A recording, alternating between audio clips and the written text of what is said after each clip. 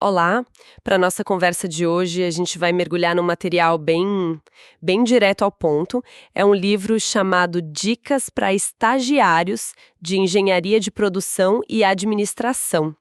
E ele foi escrito assim por um engenheiro de produção e um administrador, e é basicamente um guia prático, sabe? Baseado nas experiências deles mesmos. O nosso foco vai ser um capítulo específico, o capítulo 4, que se chama Estudo e Desenvolvimento Pessoal. E a questão que ele joga na mesa é ótima. O que realmente constrói uma carreira de sucesso logo no comecinho, para além do diploma. O livro argumenta que a resposta está numa busca constante por conhecimento. E é isso que a gente vai desvendar aqui. Pois é. E o interessante é que esse capítulo toca num ponto que eu acho fundamental, que é a diferença entre ter uma formação e construir uma competência de verdade. A faculdade, ela te dá a base, né? Mas é o desenvolvimento pessoal que, no fim do dia, diferencia um profissional no mercado. Excelente ponto. E para provar isso, o capítulo já começa com uma história que, olha, parece quase boa demais para ser verdade. Um dos autores conta que o primeiríssimo estágio dele veio depois de um mini curso de apenas 8 horas. 8 horas, em Supply Chain Management. Só 8 horas? Só. E na entrevista, ele conseguiu falar sobre conceitos como cadeias de suprimentos, o tal do efeito chicote, com uma propriedade muito acima da média. Sabe, para um aluno do 6º período como ele era, a entrevistadora, claro, ficou impressionada. E o que me chama a atenção nisso não é nem o certificado, sabe? O fascinante aí é o que essas 8 horas sinalizaram para a recrutadora. Pensa bem, num mar de currículos praticamente idênticos, ela viu o quê? Iniciativa, curiosidade. Ela pensou, esse aqui não fica esperando a faculdade entregar tudo de mão beijada. Ele vai atrás. Esse pequeno investimento de tempo e, sei lá, talvez um pouco de dinheiro, gerou um retorno altíssimo. Diferenciou ele de todo o resto. É uma lição incrível de custo-benefício, né? O que me leva a um dos conselhos mais diretos e, preciso dizer, até engraçados do livro. Eles não medem muitas palavras, né? Não mesmo. Quando falam para economizar o dinheiro da cerveja ou dos supostos congressos, que na verdade são desculpas para festa, acho que muita gente vai sentir essa indireta, mas brincadeiras à parte, o ponto é muito sério. Eles defendem que esse dinheiro, quando reinvestido em cursos, gera um retorno composto na carreira. Exatamente. A provocação é divertida, mas o diagnóstico é cirúrgico. E eles mesmos atualizam o conselho. Dizem que hoje, com tanta opção gratuita online de altíssima qualidade, a desculpa da falta de dinheiro já não cola mais tanto. Verdade. A barreira deixou de ser financeira, né? Passou a ser de comportamento. A pergunta mudou de onde eu acho conhecimento para eu tenho a disciplina para buscar isso. Sabe, essa história do curso de 8 horas, que abriu uma porta gigante, me faz pensar numa coisa que eu ouvia muito na faculdade. Aquela conversa de, essa matéria eu não preciso aprender porque eu nunca vou usar. O livro bate de frente com isso, né? Totalmente. Eles atacam essa mentalidade com uma analogia que, para mim, é o coração do capítulo. A da caixa de ferramentas mínima. Essa é ótima. A ideia é que a faculdade não te entrega um profissional pronto. Ela te entrega, assim, um kit básico de ferramentas para você ser considerado um engenheiro ou um administrador. O diploma é o ponto de partida, não a linha de chegada. Então, para se destacar de verdade. Aí é que tá.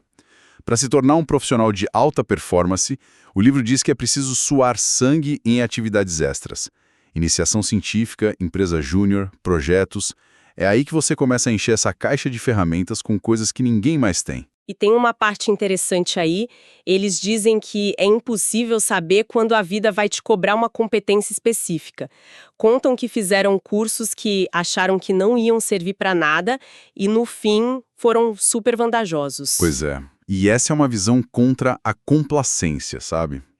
Cada disciplina, cada curso é uma ferramenta nova que você adiciona na sua caixa.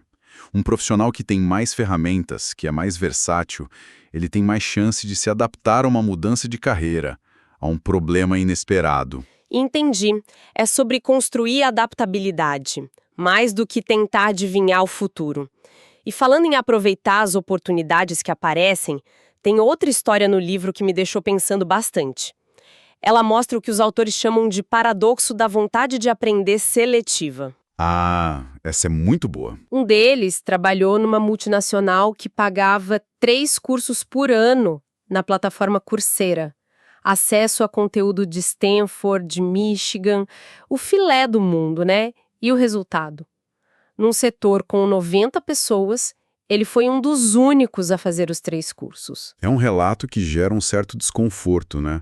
Porque nos faz olhar um pouco para a gente mesmo. Os autores perceberam que as mesmas pessoas que ignoravam esses cursos, gratuitos e de altíssima qualidade, ficavam super animadas quando a empresa se oferecia para pagar, sei lá, um MBA caríssimo. Exato. E aí vem a pergunta que o texto deixa no ar. Por que isso acontece? Seria pela validação externa de um título como o MBA? Ou é falta de disciplina para aprender de forma autônoma? Minha primeira reação é pensar que é status. Por status. Ter um MBA no currículo vale mais do que dizer que fez 3 cursos online, mesmo que o conteúdo seja até melhor. Sem dúvida, o fator da validação externa é enorme. Um título de MBA é um sinalizador social muito forte. Mas eu me pergunto se não tem outra camada aí. Será que não é também uma questão de estrutura? Como sim, estrutura? Um curso online exige uma autodisciplina brutal. É você contra você mesmo. Já um MBA te impõe um sistema, né? Tem aula com horário, trabalho com prazo, a pressão dos colegas. Talvez a gente pague caro não só pelo conhecimento, mas pela estrutura que nos força a aprender. Nossa, esse é um ponto excelente. O MBA vende o pacote completo. Conhecimento, estrutura, networking e o selo. O curso online vende só o conhecimento. E, na contramão do senso comum, o livro até faz uma defesa do mestrado, mas não da forma que a gente imagina. Exato. Eles quebram aquele estereótipo de que mestrado é só para quem quer dar aula. Um dos autores, já com 11 anos de carreira, decidiu fazer um mestrado executivo. E ele conta que essa formação foi fundamental para uma transição de carreira que ele fez logo depois. Deu para ele uma profundidade analítica que só a experiência do dia a dia não tinha dado. Foi uma escolha estratégica para encher a caixa de ferramentas dele. O que nos leva, então, à mensagem final do capítulo.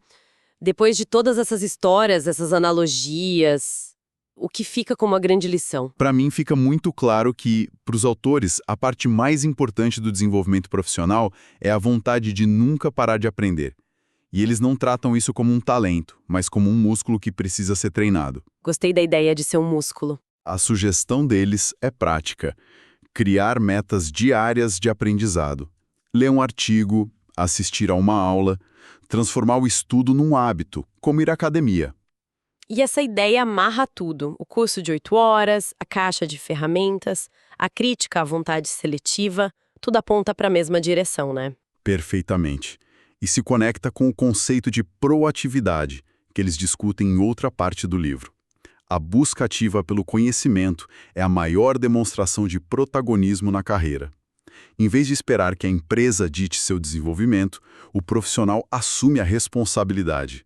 É uma mudança de postura, de passageiro para piloto da própria jornada. Fantástico. Então, se a gente for resumir as grandes ideias que tiramos daqui. Primeiro, o poder que um simples curso extracurricular tem para abrir portas, para sinalizar a iniciativa.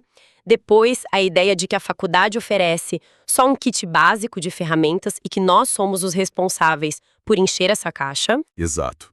Além disso, a gente debateu o curioso paradoxo da nossa motivação para aprender, que às vezes está mais ligada a status do que ao conhecimento em si. E, por fim, a conclusão de que a base de tudo é cultivar o hábito e a vontade de nunca parar de aprender. Perfeito. E, para fechar, fica uma reflexão que essa metáfora do livro me provocou. Se o diploma nos entrega só o conjunto inicial de ferramentas, isso significa que nós somos os curadores do nosso próprio arsenal de competências? Exatamente.